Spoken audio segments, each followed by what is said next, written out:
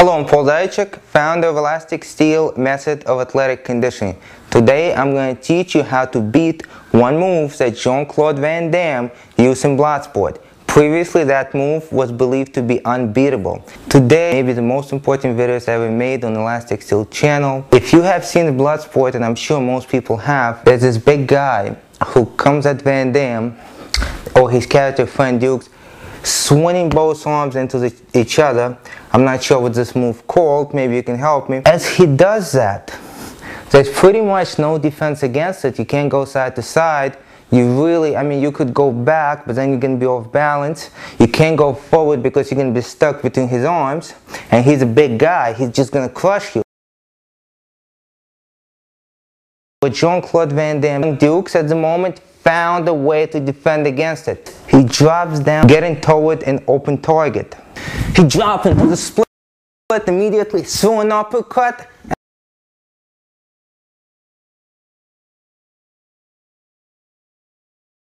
I'm not sure if you grabbed it, pulled down it, twisted, anything like that. All I seen was a punch, and that's all he needed.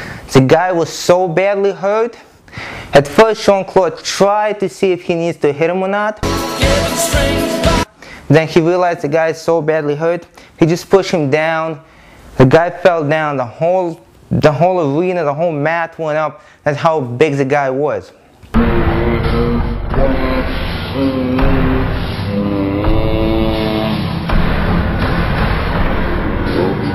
Now, the problem with that move is that everybody's seen it. So 20 years ago, you thought you could fight standing. Somebody would come in, take you down, break your arm, break your leg, choke you out. We call that Brazilian Jiu-Jitsu and grappling right now. There was no defense against it. I'm showing you the new move. You better practice. Years ago, if you learned it, if you knew it, you was the king of the block.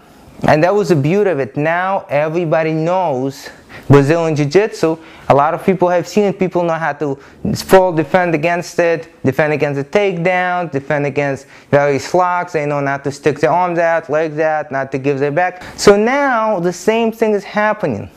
There's this new move, new genre, where what ends up happening is, if you can do this move, if you know this move, there's really no defense against it. So somebody tried to fight you on the street, yo, what's up, what's up? Second he does that, all you gotta do is drop down into a split, throw an uppercut to the groin, and get up. You may not even have to hit him after that. And remember, if there's security cameras and police see it, you're not even going to get in trouble, even if you severely hurt the guy, because people are going to think that it's funny.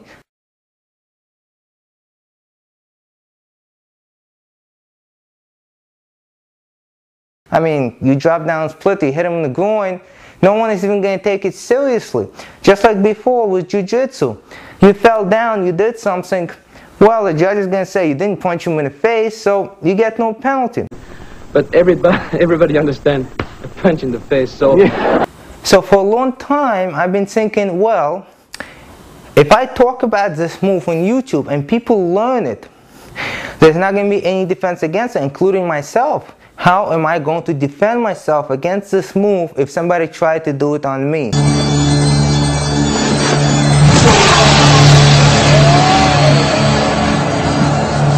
And then I thought about it for a long time.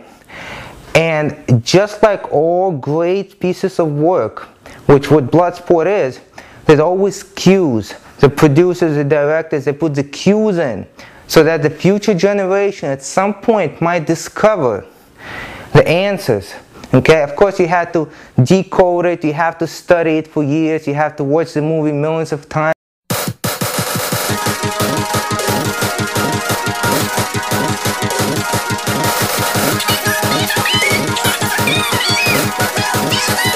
You have to think about it. And finally, this is what happened.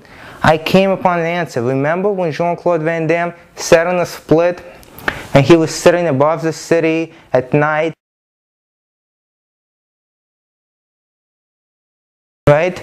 He wasn't actually doing a full split. He was doing about straddle about maybe this much. And from there, then it's split fighting. Okay? From here, you practice different moves. You practice the baseball over the head block. You practice don't hit me there, you know what block. You practice a twist the arm out block. You practice protect the ribs and then punch in the face block. Of course, he wasn't trying to protect his face or any vulnerable targets. You know, he was like this. He was practicing the moves. Why do you think he was doing that? Well, there was a reason why Fank Dux put that in. And the reason for that is the only defense against somebody dropping down into the split and striking into the groin is to practice to drop down into the split really quick. It takes years of practice. You sparring, all suddenly for no reason at all, hands on the floor, boom. You're in a split, you get back up. So now both of you are sitting in front of each other in a split and you're doing the split fighting, which is the next step now after grappling. Once you start split fighting somebody, there's no defense against it. Just like there was no defense against grappling unless you grapple with them, there's no defense against split fighting unless you split fight with them. Van Damme in that movie gave us clues because he knew that one day people are going to find out about this. And he knew that what's going to happen. And he was training for it himself. He realized he does a split, somebody else does a split in front of him, then what? And he realized the only thing he can do now, he can't throw an uppercut to the groin because the person is not standing, is to start fighting with him here.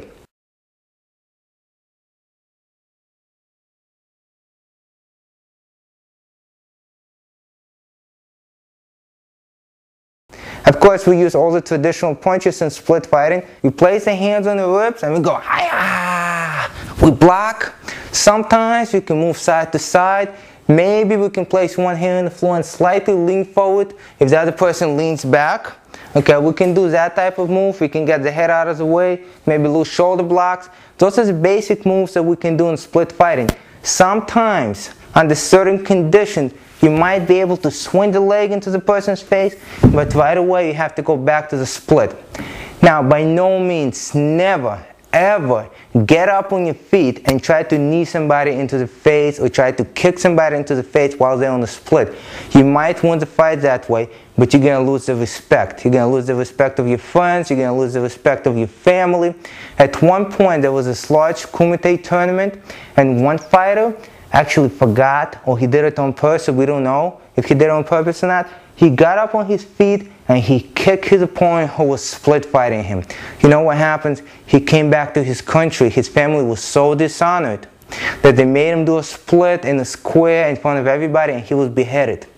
Now, the human rights group reported this incident. I don't know if it's true. Judging by the region, it probably is. We never seen that person again. I don't know. He might be in hiding. Maybe he was so ashamed of getting up while he was split fighting and kicking somebody. So only defense against somebody split fighting you, just like the only defense against somebody trying to grapple you, is to split fight them. And to split fight them, you need a split, okay? A good 180-degree split. Not a low horse stance, an actual split. Look at the commercial right after this and see how you can get one.